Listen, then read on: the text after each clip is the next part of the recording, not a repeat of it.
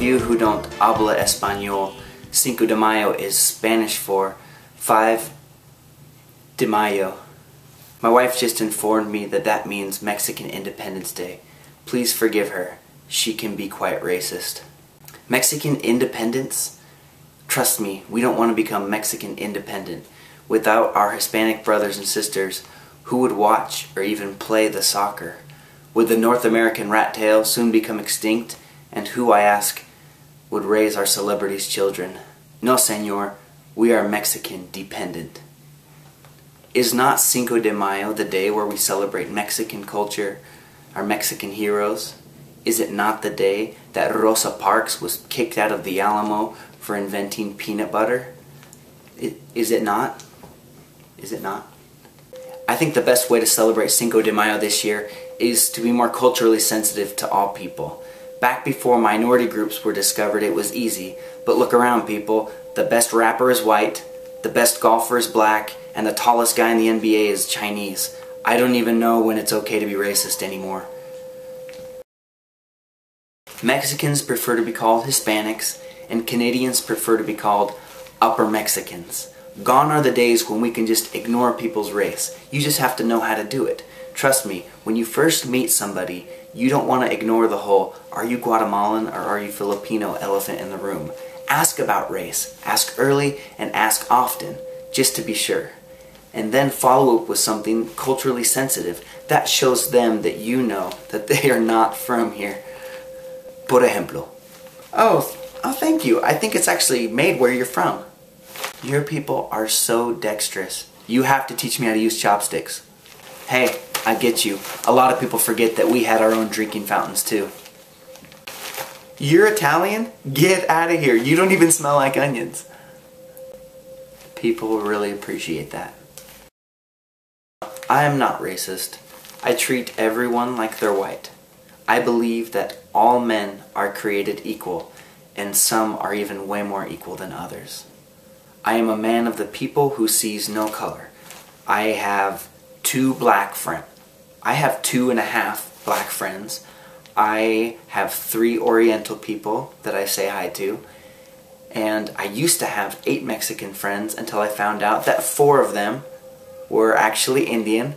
So now I have 4 Mexican friends and 0 Indian friends. Anyway, combined, that's more than all of the white people that will even talk to me, so... It's easy to just sit there and stereotype people based on where they're from, and I think that's why I like it so much. It's easy. Believe it or not, stereotypes even affect my people. There are those who say we get married way too young and have way too many kids just so we can take pictures of them and post them on our blogs. Where are they getting this? Then when I tell them that I just moved here from Portland, Oregon, I can tell that they're thinking, oh, he's so progressive and tolerant. He's probably such a good recycler. He loves animals and is nice to people. See, wrong again. Race isn't the only thing we need to be conscious of. Isn't disability a type of race? I cannot say that. Isn't race a type of disability? I cannot say that either. What I'm trying to say is there are other people besides races that need our special consideration. Take people who are handicapped. I'm just one of those people, I like to put myself in other people's shoes, and so sometimes as an exercise I park in like handicap spots. I want to know what it feels like to park in these big, spacious, wildly convenient parking spots, and it's amazing the persecution that I've had to put up with. One time when I pulled into a disabled parking spot, a bus, a short bus, pulled up right next to me and started honking. The driver was yelling at me, and I think one of the kids even threw a leg brace out on my windshield, and even after the cop came and gave me a ticket, I stood my ground. It's amazing what these people put up with.